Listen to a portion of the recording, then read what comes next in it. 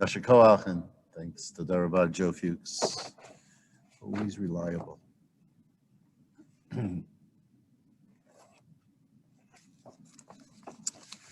done a lot of talking and we've done a lot of teaching over the last few days, the last few weeks. But I don't think there's anything quite as enjoyable to teach about. At least I feel this way. I imagine that Rabbi Englander feels this way also, than to teach about the Haggadah, because it is so textured and it's so rich, both in meaning, but also in learning and different levels of learning.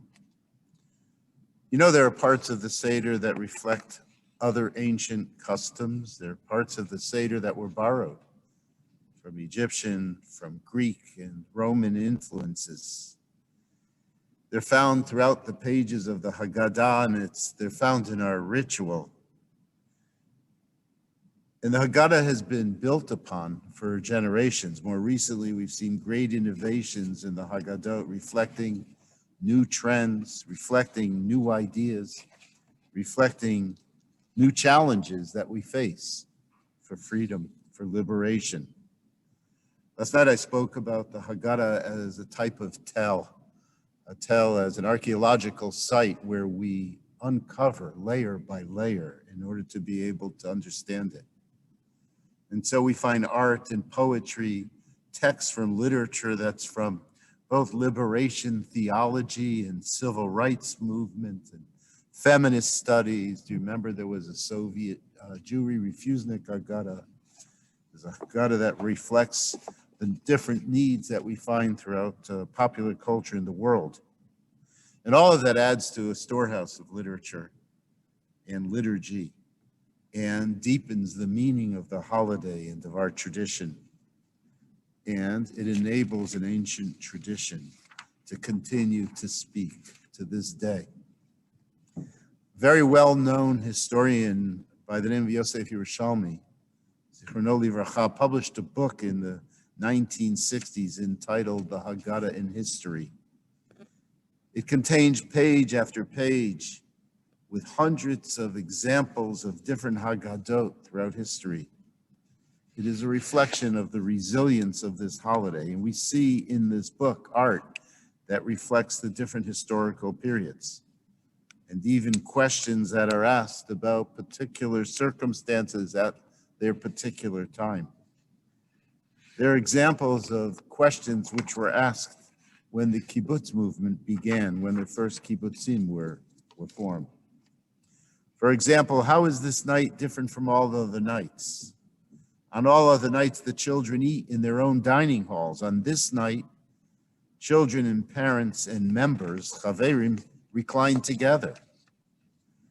Why is the state of Jews so different from the state of other peoples? For all other peoples dwell in their home and homeland. The Jews, however, are scattered across the world, despised and persecuted. And even in the land of Israel, they cannot live without troubles.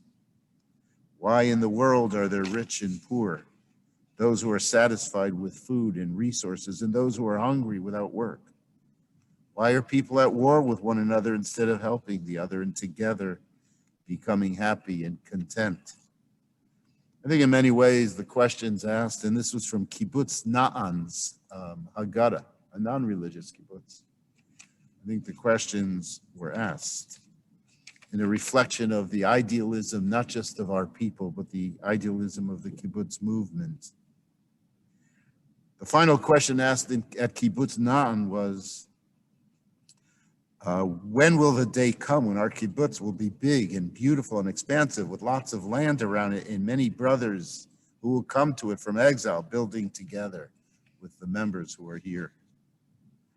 2 years after the establishment of the State of Israel, Kibbutz Kvaram, in 1950, asked 4 simple, poignant questions.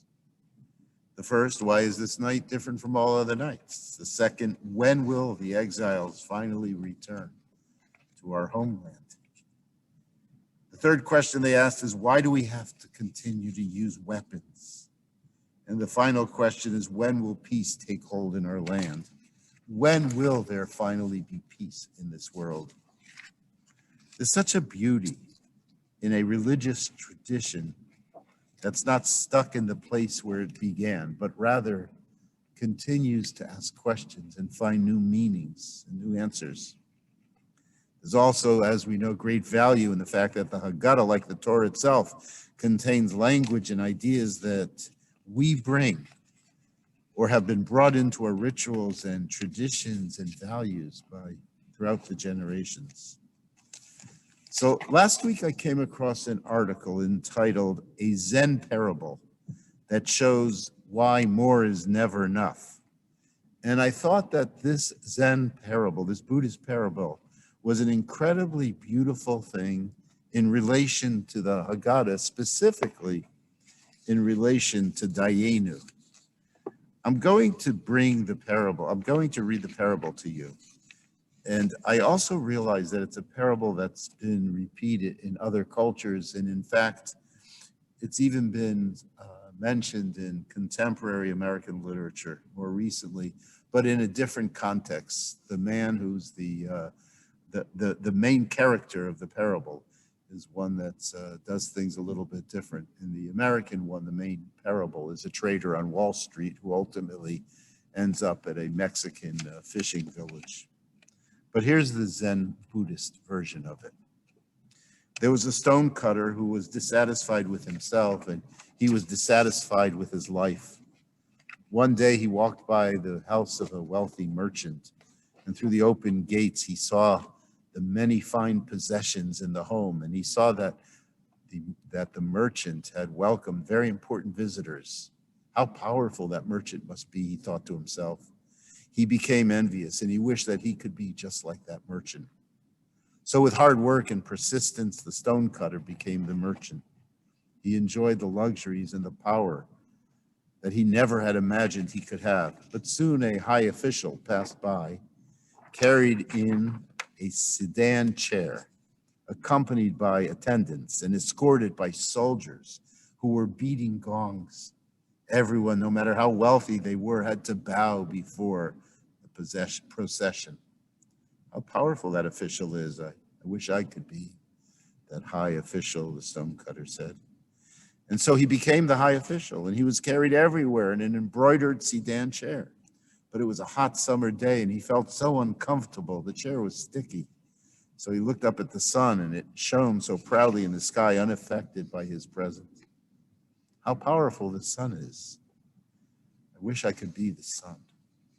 To his surprise, he became just like the sun. He was able to shine fiercely on everyone. He scorched fields that were cursed by the farmers and laborers, but then a huge cloud came, and the huge cloud moved between him and the earth so that its light could no longer shine on everyone.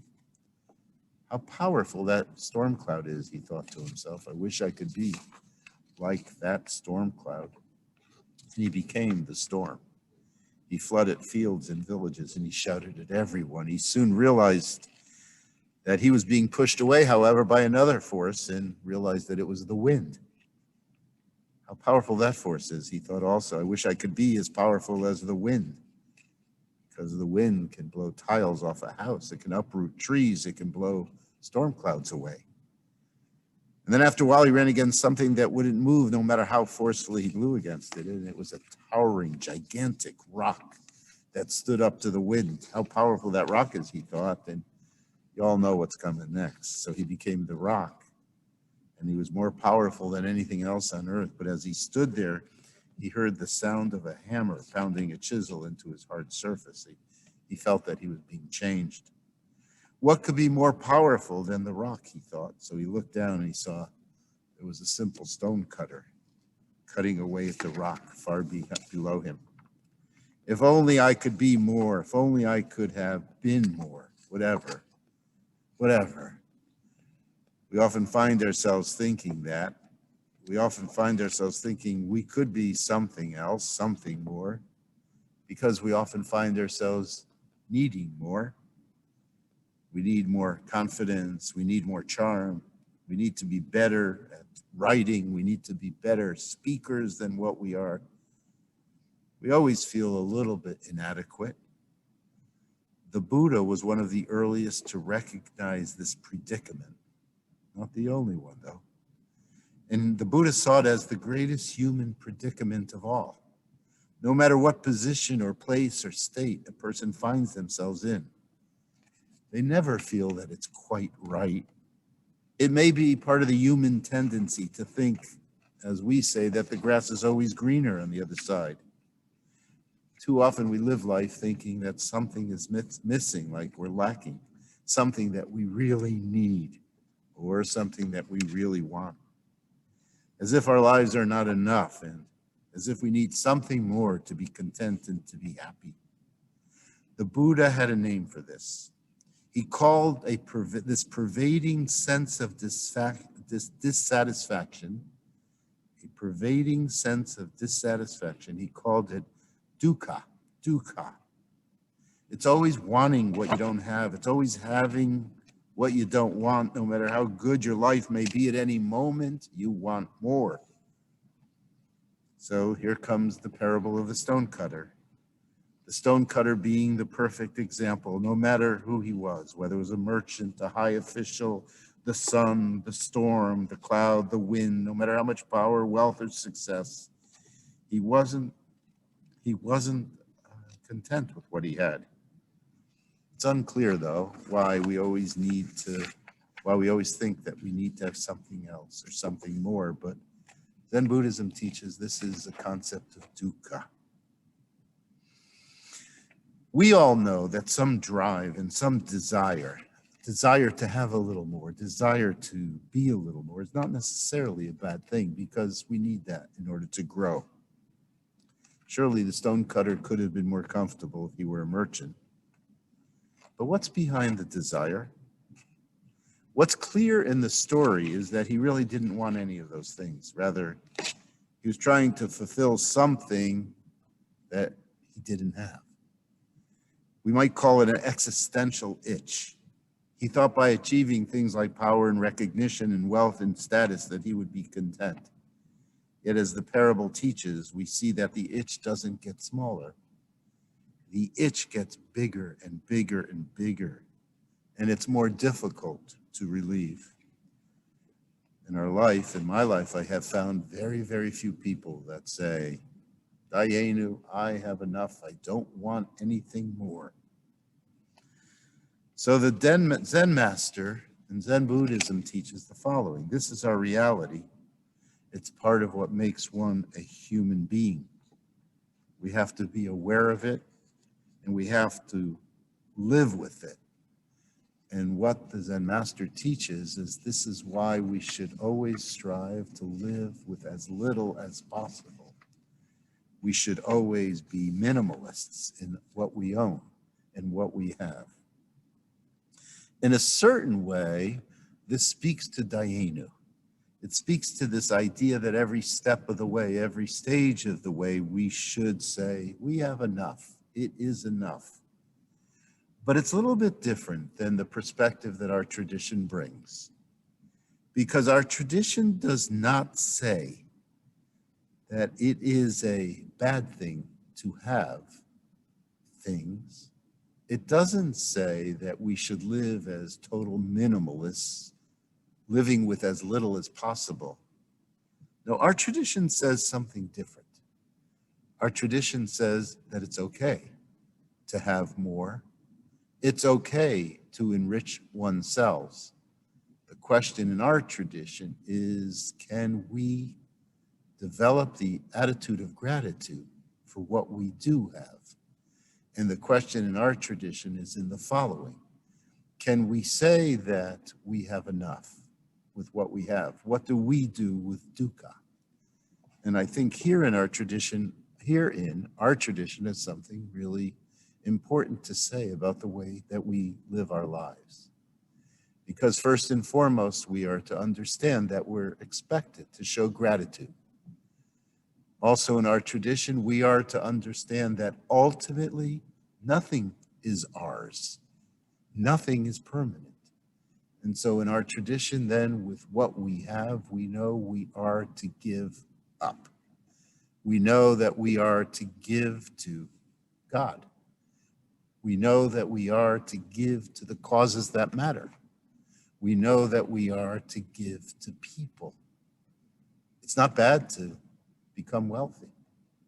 We all want to be wealthy, but what do we do when we have wealth?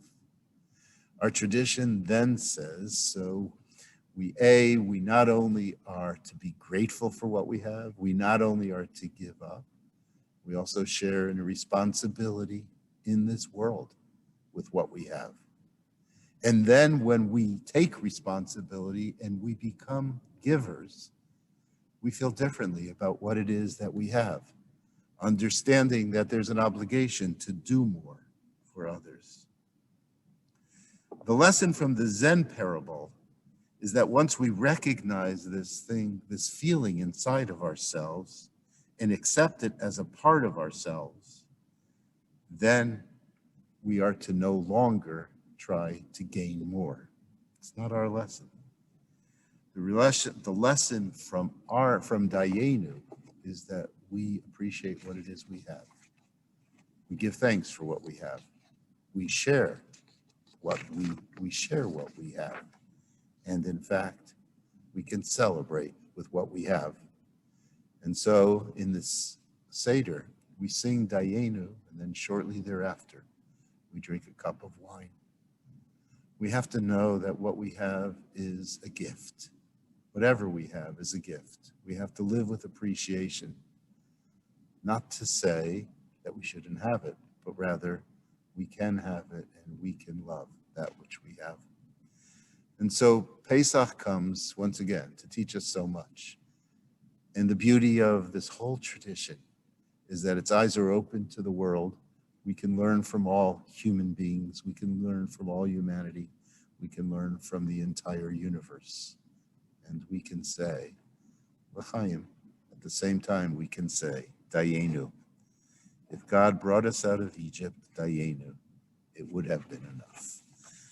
So good Yantiv, and we'll turn now to the Musaf service. Page 155 is the Chatzi Kaddish, and then we'll continue with the Musaf for the Midah, and the Kedusha, and the